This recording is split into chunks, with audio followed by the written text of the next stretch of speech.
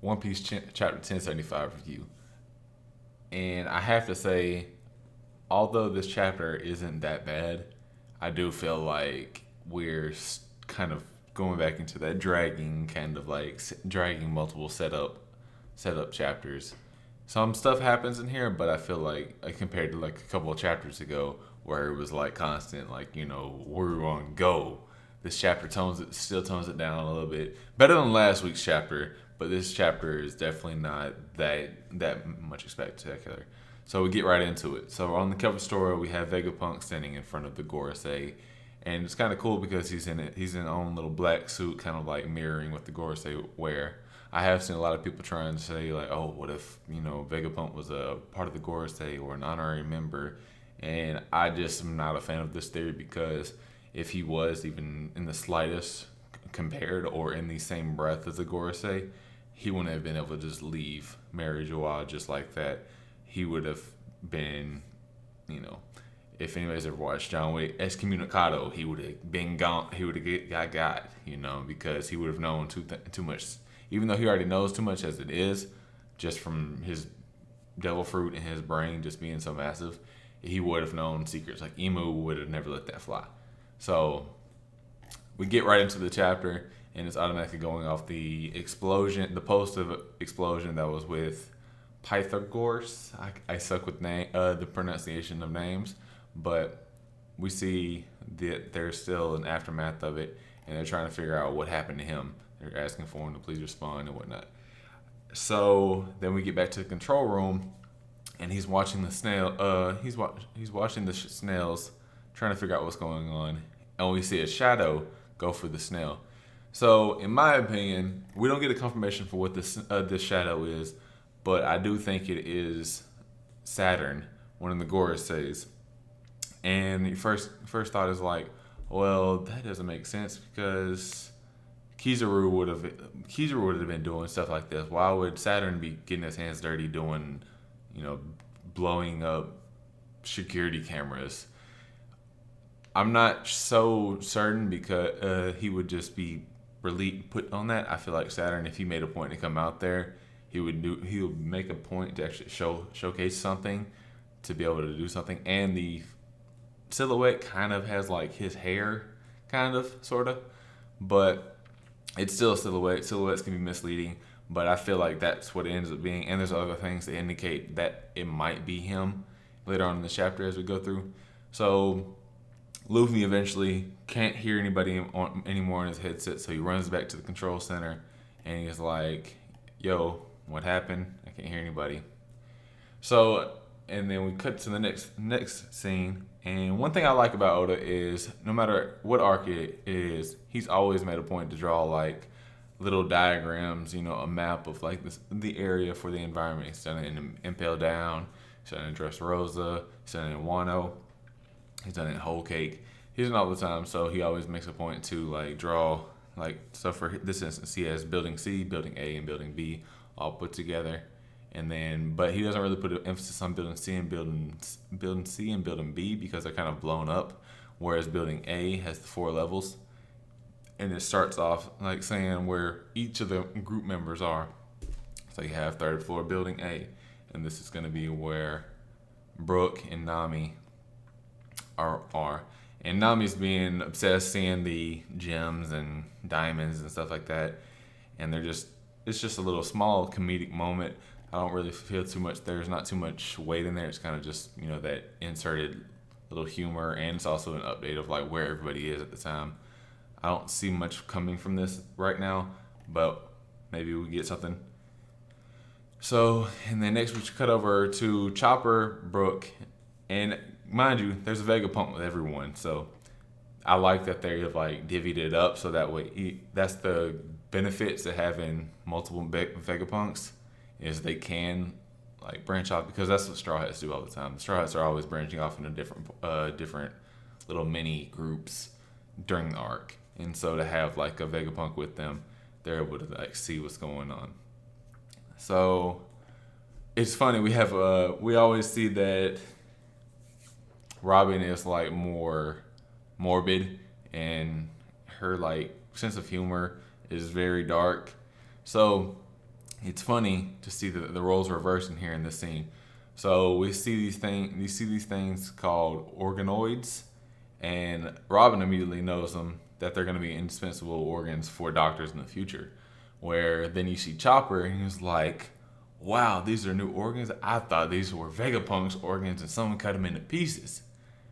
And then it's just like, okay, the roles are kind of reversed, whereas Robin would have did it. But the only difference is Chopper's sitting there crying, but he's also crying in amazement of that the fact that the organs are like for doctors. Obviously, him being a doctor. Next, we cut back over to Shaka and Luffy in the control center. And Luffy's like, "Hey, what's going on?" And it's funny because he makes, just like with the boots last chapter, it makes a point to let him know. He's like, "Hey, I can't hear anybody in the headset. I was able to hear people, but now I can't. I promise you I didn't break it. I didn't do anything to it." And obviously Shaka's not in for the humor as well. He's just like, "It's not that, look at this." And then it just shows that all the cameras are going down. And they keep getting cut one by one. At that point, Shaka's like, "There's someone in the lab." Obviously. But obviously to the reader, we know a little bit more than the actual characters on screen. So on the next scene, we cut over to the second floor on building B, and we have Stussy, Sanji, and Jinbei. And Sanji is, fanboying over Stussy like normal, and Stussy's just like keeping an eye out on Stella, silly, kind of playing into it just because she just, that tendency that the women usually do with Sanji. Either they're going to be fully against him or they're kind of going to egg him on or whatever. So, and they're actually on the floor where they develop weapons. So that's kind of interesting. You get to see. We don't really get to see the weapons on this chapter, but just knowing that there is like a weapons floor, a development for weapons floor, is kind of cool. So then we get another update. So the thing, like I said earlier, the thing I like about it is we do get an update to know where all the Straw Hats are, because sometimes there are chapters. There has been like moments in the series where we're in an arc and we don't know, we won't see a certain amount of like Straw Hats for like numerous chapters, sometimes 10 to 20 chapters. You don't get an update to see where they're at. I get it. It can kind of be like unnecessary, and it could be like a wasted panel to some people, because like, man, we could be in further into the plot, but instead we get an update to see where the characters are. Sometimes there's something might develop from that plot line as to why those characters are there. Sometimes it's merely just to let us know, like, hey, not everybody's favorite character might be this character or that character. Some people might actually want to check up on, see where like Usopp and Frankie are. And it's funny, Usopp and Frankie are gonna be the ones to run into the first, So eventually they're walking around, and they reference the bubble gun, which last chapter, or the chapter before that, I believe, Mark 3, that chapter, where we see the improved pacifistas, we saw that they had the bubble shield. And then here we have that she's walking around with the bubble gun. And they remark that it can make the strongest bubbles, it can bounce back anything. And Frankie, he's just like, what kind of attack does bounce things back? It's kind of ironic. It's kind of funny though, because it's like Frankie knows about Kuma, and how did he like come to that deduction? Nevertheless, we cut over, and they're the first group to actually get there to the aftermath of the explosion. And then they find Pythro. They find his body, no head. I'm just like, wow, that's kind of fucked up. Did his head get blown off? That's bad. And then Usopp, jumps at the sight of some type of movement, and then we find out that it's his head, that he can like make little legs and arms and just run around as just as a head. So it's kind of cool, kind of expected, obviously, because these characters are not human in a sense. So this is another reason where I indicate that it's probably Saturn. So he makes a point to say that it'll sound impossible, and he thought his eyes were playing the tricks on him, but he never tells you exactly who. But he also says, I'm forced to wonder if we made a grave miscalculation.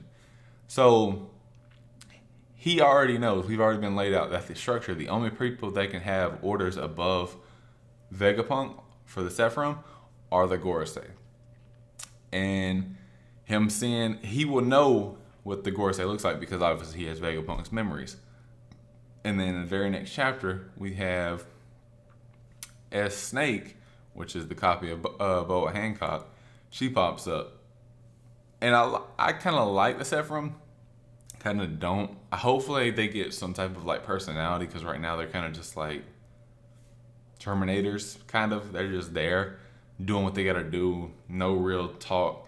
The only Sephiroth that gave real like kind of emotion was S-Hawk, because the one best off Hawkins, and that was a couple chapters ago when Zoro clashed with him. He gave like a little facial expression, but she S-Snake bursts on the scene and she ends up using her Mera fruit, which to a lot of people that some people can forget that they actually had the devil fruits as well.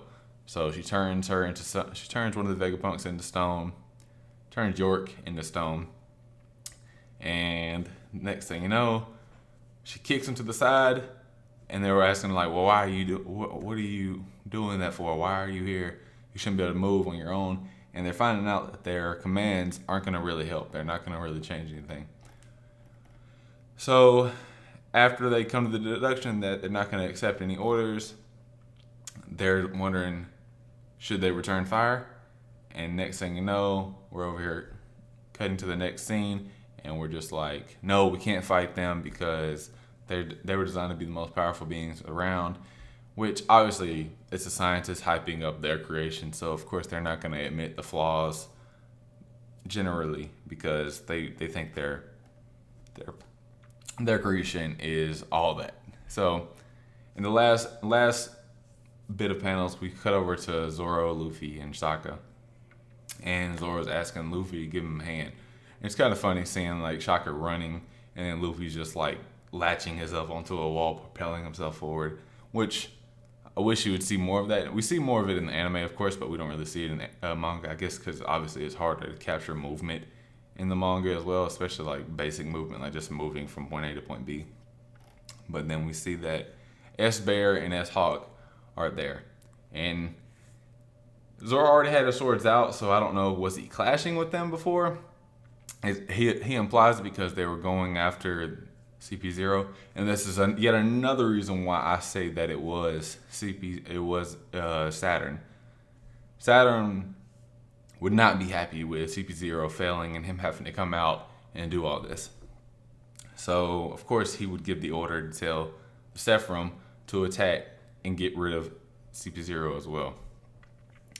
But Zoro, obviously being the honorable person that he is, he says letting them die while they're in handcuffs would just leave a bad taste in his mouth.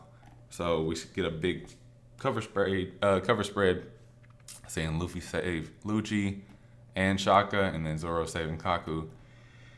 And then when CP0 finally wakes up, it's kind of funny because they wake up and they're just like, oh man, they want us dead. That's no good. And they wake up and they're like, hey, Straw Hat, Roronoa, you want to let bygones be bygones and uncuff us so we can help fight?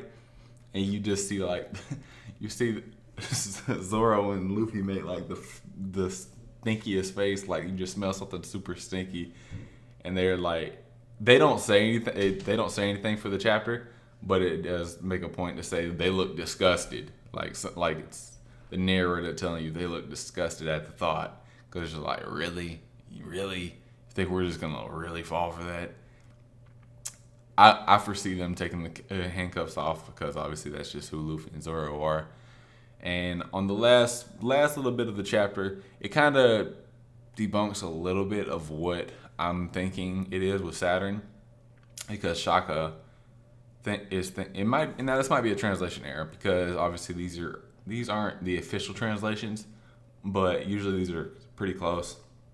But he's like, if they won't take my orders, then they must already be acting on a command issued by a Vegapunk.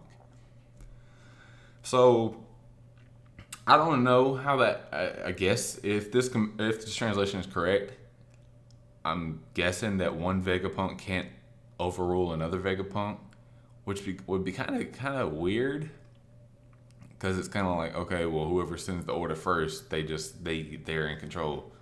I feel like that's a bad, like, it's just not good. That's not a good train of, development, in my opinion. But now they're trying to come up with a plan on what they need to do, and they come to the conclusion that somebody's trying to kill them. Now, like I said, I think it's Saturn. Shaka might think it's another Vegapunk, but that's the end of the chapter. And so, like I said at the very beginning, is that this chapter seems very setup-ishy. We do have a little bit of action, obviously, especially at the end. We get a little bit more hints of an action, and hopefully next chapter we get even more. And gladly, there's no break next week. But if I would have had to rate this chapter, I would say it's a good 6, maybe 7 out of 10. I just felt like there wasn't a need for another setup chapter. I think last chapter with the whole, we already knew there was a mystery going on. We already knew there was like somebody in the lab. We didn't need another chapter to tell us that there was somebody else in the lab. But all in all, not that horrible of a chapter, not that great of a chapter. Pretty solid. I'm pretty hyped to see what happens next week. Hopefully we get to see maybe a little bit of Zoro and Luffy versus Sephiroth. I would prefer we don't get Lucci, Kaku, Zoro, and Luffy against them, because it's kind of like, dang, they really are hyping Sephiroth to be up that hard and that high of a level. But if you guys could, please subscribe. Please subscribe, like, and comment, and I'll see y'all next time. Peace.